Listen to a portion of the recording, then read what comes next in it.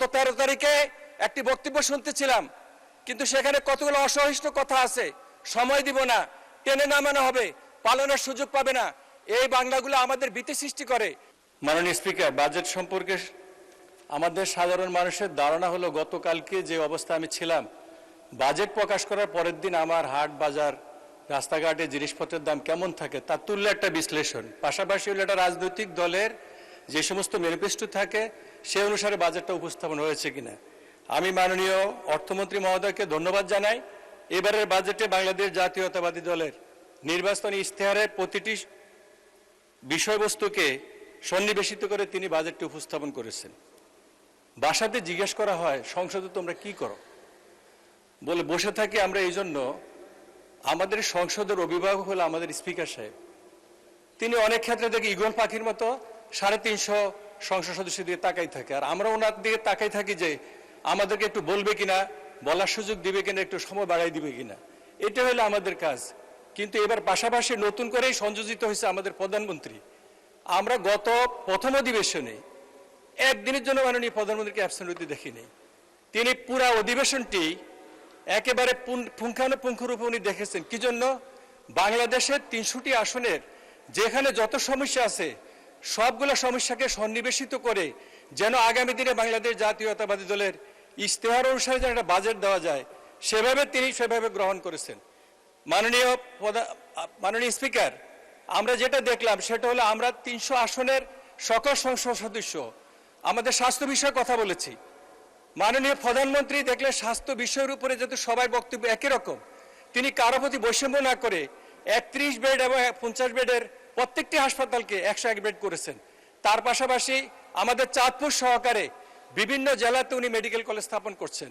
1 লক্ষ আমাদের এখানে চিকিৎসা সেবা কর্মীকে উনি নিয়োগ দিবেন।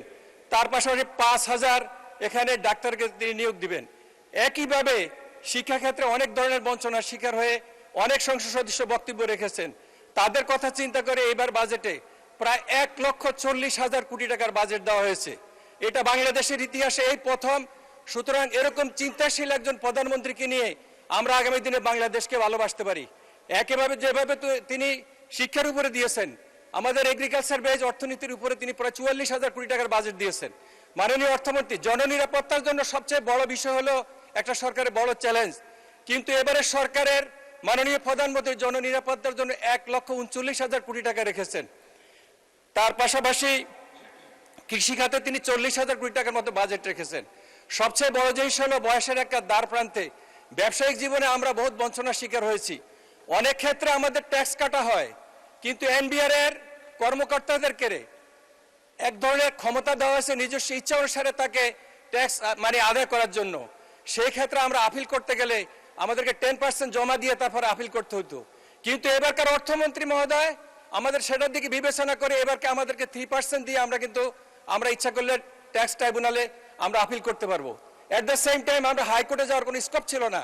25% টাকা জমা দিয়ে তারপরে আমাদেরকে হাইকোর্টে যেতে হতো। কিন্তু এবারকার অর্থমন্ত্রী বলেছেন যে না, মানুষকে গণতান্ত্রিক পরিবেশের সুবিধা দেওয়ার জন্য 10% দিয়ে তাকে হাইকোর্টে যাওয়ার সুযোগ করে দিবে। সবচেয়ে বড় জিনিস হলো, একজন কর্মকর্তা স্বপ্রণোদিতভাবে তিনি ইচ্ছা করলে যে কোনো ট্যাক্স আদায় করার সক্ষমতা ছিল। কিন্তু এবারকার আমাদের সংসদের আমাদের যে ব্যবস্থা রাখা হয়েছে, এই ক্ষমতা শতভাগ একেবারে বিলুপ্তি করা হয়েছে। সেই জন্য আমরা অর্থমন্ত্রী মহোদয়কে অশেষ ধন্যবাদ জানাই। মাননীয় অর্থমন্ত্রী যদি থাকতেন, খুব ভালো করে আমি একটি কথা বলতে চাই, একটি উদাহরণ দিয়ে বলতে চাই। সরকারি অর্থে বাস্তবায়িত যে সমস্ত প্রকল্প, এই সমস্ত প্রকল্পে 2 ধরনের ট্যাক্স প্রয়োগ করা হয়। একটা হলো ডাইরেক্ট ট্যাক্স, একটা হলো ইনডাইরেক্ট ট্যাক্স। আমরা যখন সরকারি প্রকল্প বাস্তবায়ন করতে যাই, যে সমস্ত ঠিকাদাররা, তাদের থেকে সোর্স ট্যাক্সে ভ্যাট এবং ইনকাম ট্যাক্স কাটা হয়। তারপরে মালপত্র ক্রয় করার জন্য আবার 5%-এর উপরে ইচ্ছাকৃতভাবে অনেকগুলো ট্যাক্স দেওয়া হয়। সেই জন্য আমাদের সরকারের অনেক প্রকল্প বাস্তবায়ন হয় না। আমি একটা উদাহরণ দিয়ে কাগজ সহকারে আপনাকে উপস্থাপন করতে চাই। একটা ঠিকাদারি প্রতিষ্ঠান 2016-17 অর্থবর্ষের ট্যাক্স ছিল 45 কোটি টাকা টার্নওভার ছিল। তার ট্যাক্স জমা দিয়েছে সে 3.5 কোটি টাকা, ভ্যাট জমা দিয়েছে প্রায় 4 কোটি টাকার মতো। কিন্তু শুধু তার কাঁচামাল ক্রয় বাবদ কেন করে নাই, সেই জন্য টিডিএস সোর্স ট্যাক্স হিসাবে তাকে 13 কোটি টাকা জরিমানা করা হয়েছে। তার পরবর্তীতে যেটা হলো, এটা নিয়ে বার্গেনিং করতে করতে এক পর্যায়ে মাত্র 88,000 টাকা ট্যাক্স ধার্য করে ব্যক্তি সুবিধা আদায় করে ওই লোককে সেই অর্থবর্ষের মাপ দেওয়া হয়েছে। যদি মনে করেন মাননীয় স্পিকার সাহেব আপনি প্রমাণ চান, আমি আপনাকে কাগজ দিতে পারি, কিন্তু এবারকার অর্থমন্ত্রী এই জায়গা থেকে আমাদেরকে নিষ্কৃতি দিয়েছেন। অনেক ক্ষেত্রে এই জন্য অর্থমন্ত্রীকে আমি অনেক ধন্যবাদ জানাই। মাননীয় স্পিকার, আপনাকে একটি কথা আপনার অবশ্যই স্মরণ আছে, আপনি 7 বার সংসদে ছিলেন। যে কোনো রাজনৈতিক দল রাষ্ট্রীয় ক্ষমতা আসলে অন্তত 2-3টি বছর বিরোধী দল তাকে একটা সুযোগ করে দেওয়া হয় যে জনগণের কাছে যাওয়ার জন্য আগে সরকারের কি কি ভুলভ্রান্তি হয় সেগুলা যেন আমরা ধরে কথা বলতে পারি। কিন্তু এবারকার সরকার আমরা আসার পর পরেই একদিক থেকে যুদ্ধ শুরু হলো, রোজা শুরু হলো, তারপরে বিভিন্ন প্রাকৃতিক দুর্যোগ মোকাবিলা করে আমরা এবারকার বাজেটটা দিয়েছি। কিন্তু দেওয়ার পরে আমরা বিগত সময়গুলো। ধন্যবাদ মাননীয় সদস্য, ধন্যবাদ।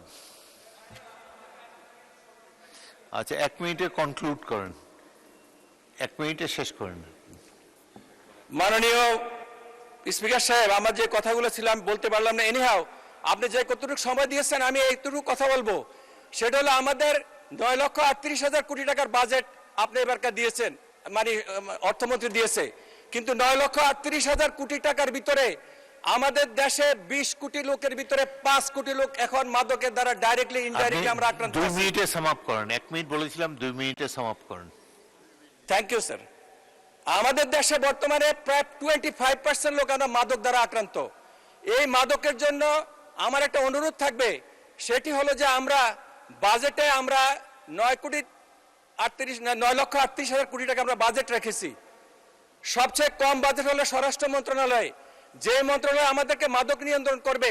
সেজন্য আমি অনুরোধ করব যে কোনো খাত থেকে 1,000 কোটি টাকা থোক বরাদ্দ রেখে আমাদের মাদক নিয়ন্ত্রণের জন্য এটা ব্যবস্থা করতে হবে।